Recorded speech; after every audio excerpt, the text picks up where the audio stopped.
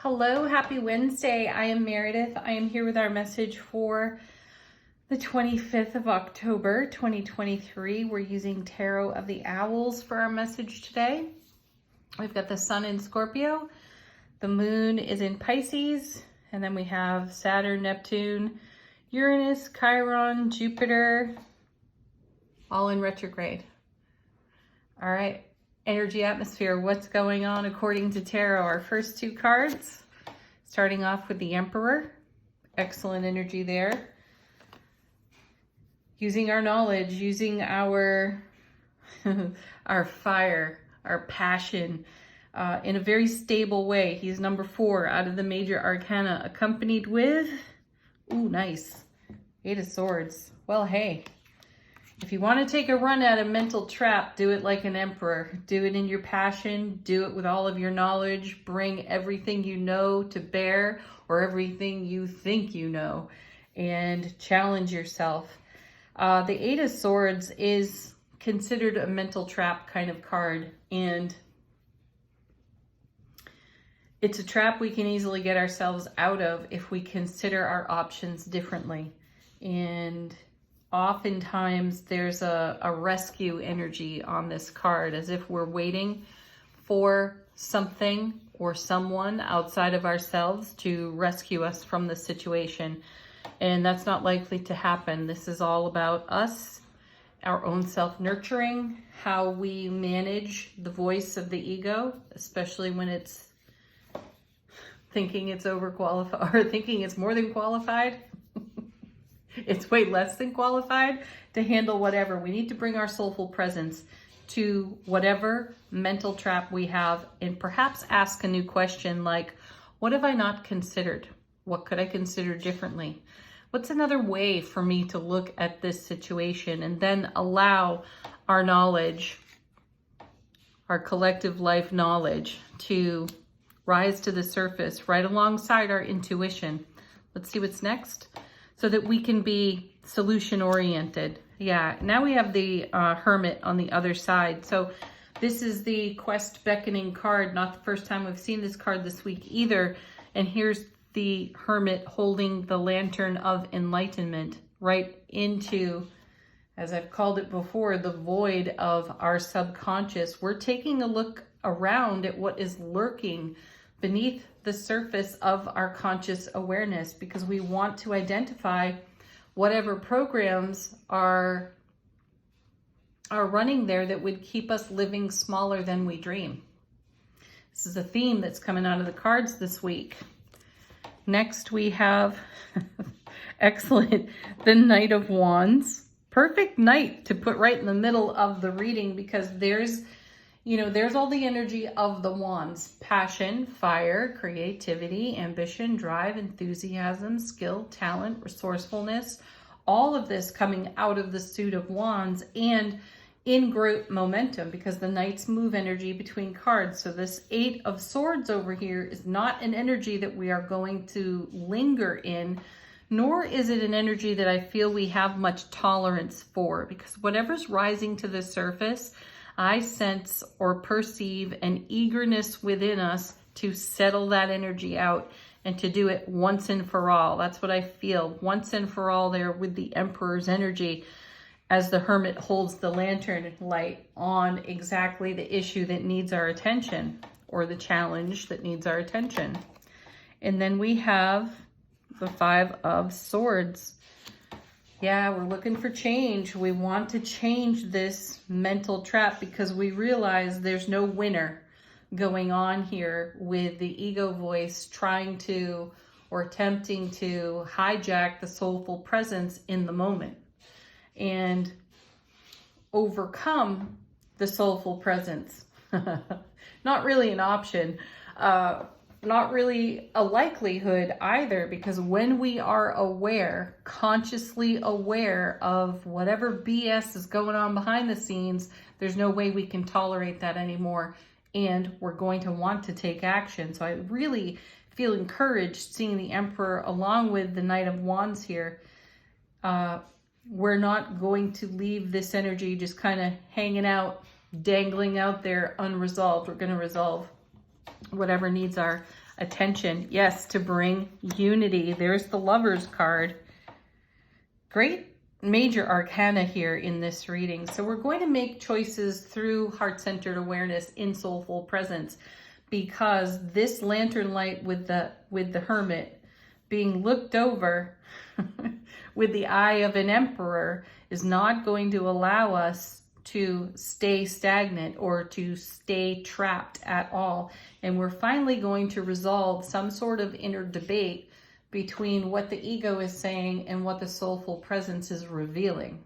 And bring great harmony to ourselves through that Lovers card. Harmony, balance, unity, and following our heart. Bottom of the deck. How is the universe supporting us? Peacefully. Here's some more swords. Here's the Four of Swords. This card has shown up for us quite a bit recently.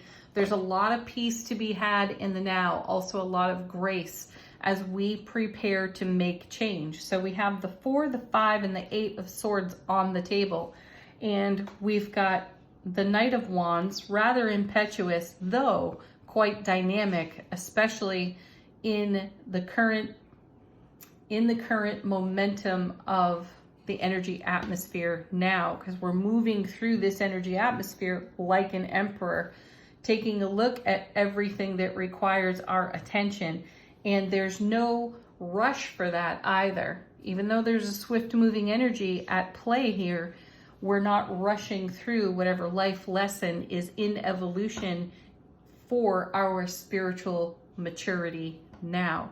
So we are going about this gracefully and peacefully, and that's got to feel like a sense of relief rather than some angst-charged, BS-riddled, dramatic story, right? We can take a peaceful approach. And then we have the Nine of Pentacles. What a great card. This is a card that's connected to, for me, the Empress in Tarot.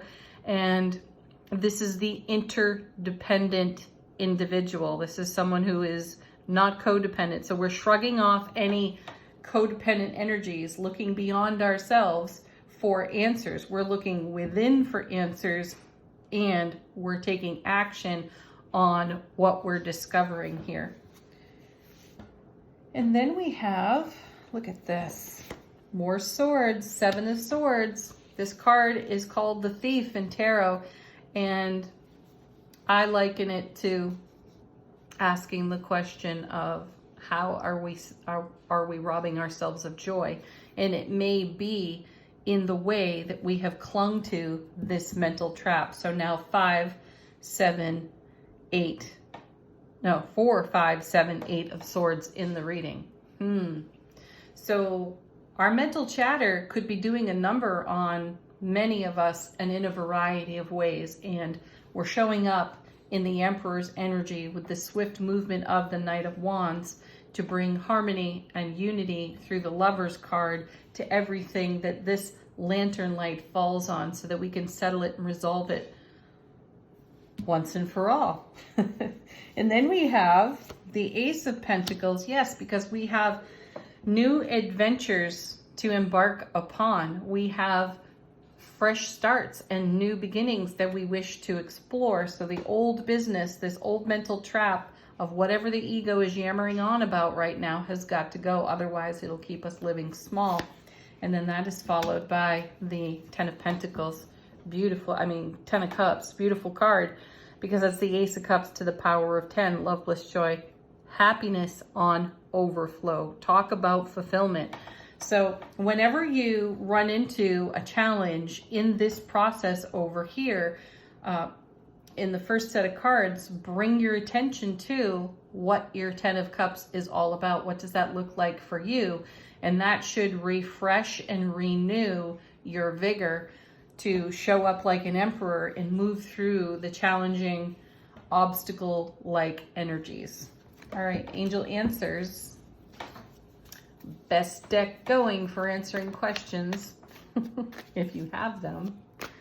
Let the cards confirm something for you or bring a fresh message through from your own guides, angels, and ancestors. Ooh, I like this. Our first card is Unlikely. We are unlikely to continue on with this mental trap over here. Like I said, we're not willing to tolerate a less than style energy. We're all about the more than 10 of cups. Thank you. I also feel that that's a message stating that we are unlikely to miss the signs and the cues that are coming to us. We may need a little bit more information. We can channel that intuitively. We could also collaborate with somebody we know, love, and trust to discuss some of the details here and talk our way through them. Next.